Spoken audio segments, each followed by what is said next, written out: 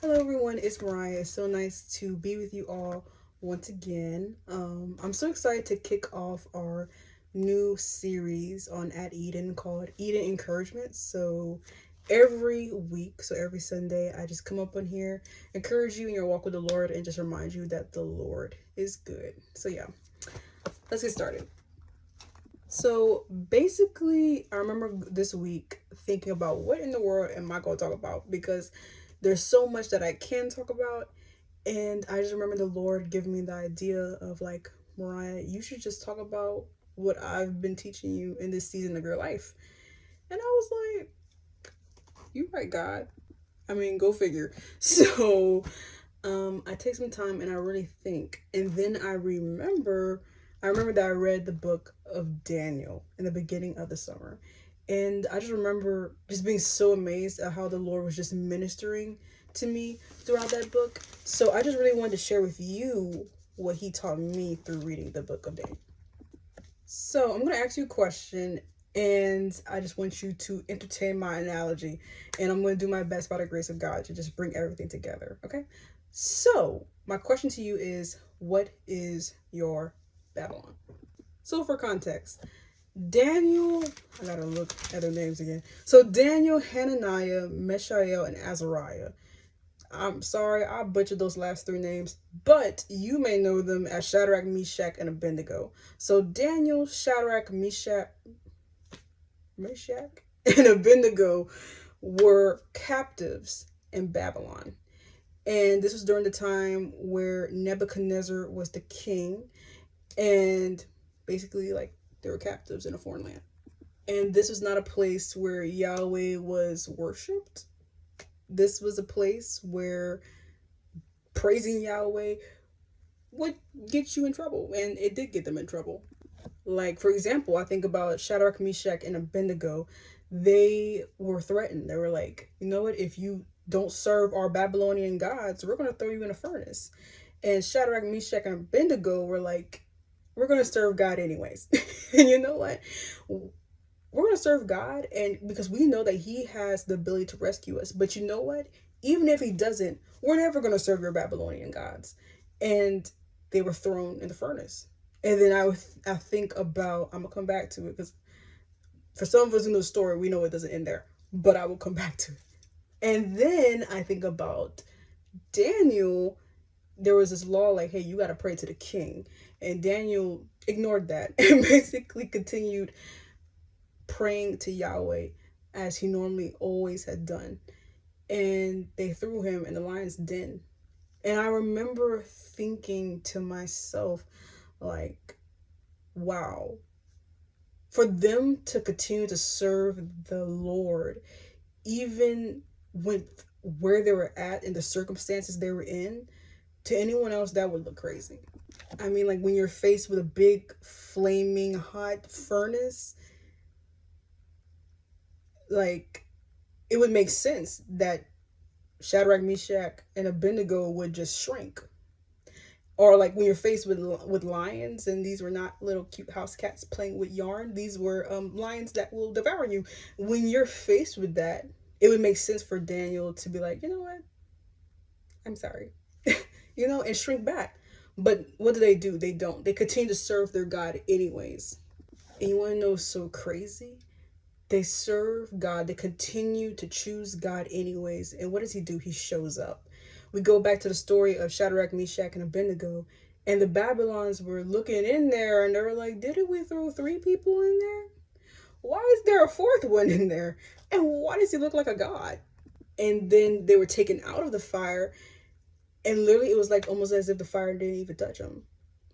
And then we go to the story of Daniel. Like, he's in the lion's den where these lions should have, ate him. And but no, the mouths of the lions are closed, and Daniel doesn't get eaten. To anyone else, that would have looked insane to continue to follow God.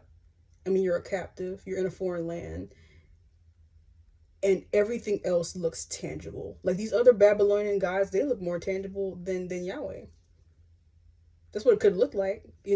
But yet, Daniel, Shadrach, Meshach, and Abednego, sorry, I butchered those names probably, they continue to serve the Lord and they witness God's power in the midst of the storm. So I ask you again, what is your Babylon? And I want you to be encouraged that even in the Babylon, which could be any trial in your life, you know what I'm saying? The valleys that you encounter, the the unexpected that happens, the maybe you're going through like heartache or anything like that, the Lord will meet you there. But will you meet him there, you know? Will you continue to serve him? Will you continue to walk alongside him? And it's not that it's going to be easy, but are you going to continue to follow Jesus, even when it makes sense or it looks justifiable that you shouldn't? And it could look justifiable for a variety of reasons. One, we have a very real enemy, and the enemy doesn't play fair, and he doesn't care that you get knocked down. If anything, he wants to keep you down and make sure that you be so much in despair that you will leave Jesus. Because remember, the enemy only came to kill, steal, and destroy. And so that could be a reason why, like, why why the enemy could use that situation to discourage you. But even also like your own mind and your own heart, because guess what? We're human. We're not infallible. We're not like all powerful. You know what I'm saying? Like there are going to be times where things happen to us and it's going to leave us bewildered and we're going to be like, why? So but the encouragement is that even when your heart fails, even when those times of opposition come, even when your logic tries to tell you that, hey, we shouldn't follow God, I say follow God anyways. And why? Because in the storm, you meet Jesus.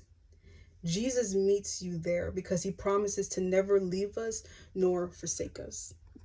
I think about the fact that God was with Shadrach, Meshach, and Abednego even in the flames. Like he was the fourth man in the fire.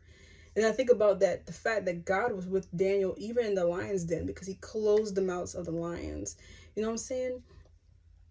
So what does that look like practically to continue to serve God even in the midst of your Babylon? So basically, one, continue to pray. Never stop praying. And maybe your prayers don't have to look all beautiful and cute and pretty and aesthetic. And no, sometimes you got to be honest and vulnerable. Maybe you have to be vulnerable before the Lord about where you are right now. Because when you're vulnerable with the Lord, that's where he meets us. You can't grow a relationship with somebody when you're fake. So sometimes, all the time, you have to be real before the Lord. So pray, continue to worship, even if it's hard. I know sometimes when you go through things, it could be really hard to worship. But worship helps us because it fixes our eyes on the immovable, which is God. Worship fixes our eyes on God, who is unshakable, and it brings us hope. So continue to worship God, and also continue to be in your word, because you want to know how to fight the enemy. You want to know how to speak life over yourself. You have to know this. And I'm not just speaking to you, I'm speaking to me, because there are times where I need to remember, which that could be another practicality. Remember. Sometimes our brains are so wired to remember all the bad things. But no, like, remind yourself, speak to that hopelessness, the truth of God's word and who God is. Remember who God was to you in the past, because God's never changed. He never stopped being good. And another thing, which I think will be my last practicality, even though there are so many other things that you could do. So we said pray, continue to worship, continue to read your word, remember God and his goodness and his word, and then continue to be in godly community. Continue to be in godly community. And also, another one, put on the armor of God, because you have a very real enemy. But yeah, continue to serve the Lord even in the midst of your Babylon. no matter what trial it is, no matter what storm it is, because God is going to meet you there. And then you're going to grow more in relationship with the Lord. And the Lord's going to take what the enemy meant for evil and turn it for good.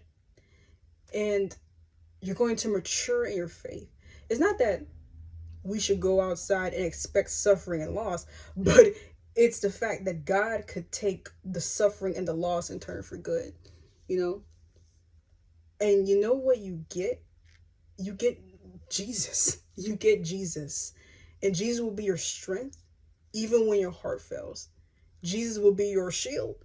He's gonna give you, he'll carry you. He will carry you.